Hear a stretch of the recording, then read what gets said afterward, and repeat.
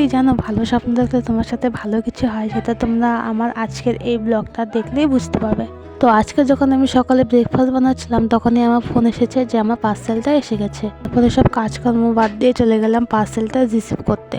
পার্সেলটার জন্য আমি অনেকদিন থেকে অপেক্ষা করছিলাম যে এটা কবে আসবে, এটা আসলে আমার ভিডিও করতে একটু সুবিধা হবে। তা আমি মিশোর থেকে নিয়েছি মাত্র 200 টাকা। কারো যদি লিঙ্ক চাই কমেন্ট করেও লিঙ্ক দিয়ে দেবো।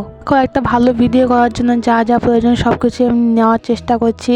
টিউশন পড়িয়ে পড়িয়ে আস্তে আস্তে, একবারে তো সব তো সম্ভব না। যাতে তোমরা আমার ভিডিও দেখতে পছন্দ করো, তার জন্য ভিডিওর জন্য যা প্রয়োজন সবই আমি নিব। আমি জানি আমার ফোনের ক্যামেরা কোয়ালিটি ভালো না, ভয়েস ক্লিয়ার আসে না, কিন্তু আমি হার মানবো না, চেষ্টা করেই যাবো। আমি জানি একদিন না একদিন আমার ভিডিও তোমাদের পছন্দ হবেই। আমাদের বাড়ি ভাগ হয়ে যাওয়ার পরে পুরোনো রুমটা আমাদের ভাগে পড়েছে, আর এই রুমটা খুব বাজে লাগে দেখতে। তার জন্য এই রুমটাকে আমরা রং করবো, যাতে রুমটা দেখতে একটু ভালো লাগে। অর্ধেক ওয়ালটা বাবা রং করে গেছে, বাকিটা মা আর বোন মিলে রং করছে।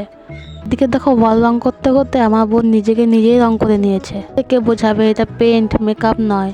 আর বোন ওয়াল রং করছিল বলে আমার কাজ করতে অসুবিধা হচ্ছিল, এর জন্য আমার কাজ করতে করতে বিকেল হয়ে গেছে। বোনের তো কাজে এটা, আমার ক্যামেরা চালু দেখলে ক্যামেরার সামনে এসে উকি মারবেই। অনেক কাজ করা হয়েছে, তাই রান্না করার কোনো এনার্জি নেই, তাই সেদ্ধ ভাত বসিয়ে দিয়েছি। স্নান দান করে ভাবলাম একটু রেস্ট করবো। তারপর আমার বৌদি এসে বললো চলো পার্লার থেকে ঘুরে এসে আমি থ্রেডিং করতে যাবো। তারপর রেডি হয়ে গেলাম। ভিডিওটা ভালো লাগলে লাইক করতে ভুলো না কিন্তু। আজকে এই পর্যন্তই, দেখা হচ্ছে আবার নতুন একটা ভিডিওর সাথে। বাই।